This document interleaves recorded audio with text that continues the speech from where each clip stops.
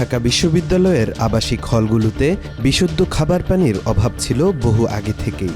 বিকল্প ব্যবস্থা হিসেবে লাইনের পানি ফুটিয়েই পান করতেন বেশিরভাগ শিক্ষার্থীরা। এবার ছাত্রদের জন্য বিশুদ্ধ ও ঠান্ডা পানির ব্যবস্থা করে আবারও প্রশংসা কুড়াচ্ছে ছাত্র শিবির। সংগঠনটি নিজস্ব অর্থায়নে প্রায় ১৫ লক্ষ টাকা ব্যয়ে বিশ্ববিদ্যালয়ের বিভিন্ন আবাসিক হল ও হোস্টেলে ৬০টিরও বেশি আধুনিক ওয়াটার ফিল্টার ও ঠান্ডা পানির ডিসপেন্সার স্থাপন করেছে। বিভিন্ন ক্যাম্পাসে কল্যাণমূলক কাজের জন্য ইসলামী ছাত্র শিবিরের বেশ সুনাম আছে। সেই ধারাবাহিকতায় এই উদ্যোগ নিয়েছে এই ছাত্র সংগঠনটি। দেখেন, ছাত্র শিবির শুরু থেকেই সাধারণ শিক্ষার্থীদের জন্য বিভিন্ন কাজ করে আসছে। তারই ধারাবাহিকতায় আমাদের বিভিন্ন সময়ে আমাদের প্ল্যান থাকে শিক্ষার্থীদের জন্য কি করা যায় এটার একটা।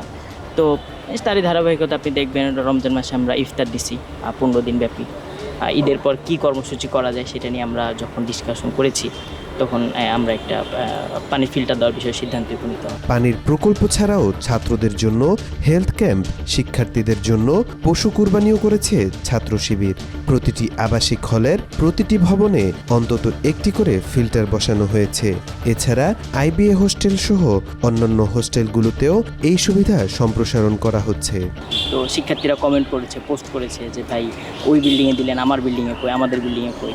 তো এই জিনিসগুলো আমাকে অনুপ্রাণিত করছে। তারা আমাদেরকে আপন করে নিতে পারছে, তারা আমাদের থেকে চাচ্ছে। আমরা তো চাই যে আমরা তোমাদের পাশে দাঁড়াই, বলো কি লাগবে, ভাই বিবেচনা করে আমাদের বলো। তো যখন অন্যান্য ছাত্র রাজনৈতিক দলগুলো ব্যস্ত শো অফ করতে, তখন ব্যতিক্রমী ছাত্র শিবির। মানুষকে দেখানো কাজ করার চেয়ে মানুষের জন্য কাজ করা ছাত্র শিবিরের মূল লক্ষ্য।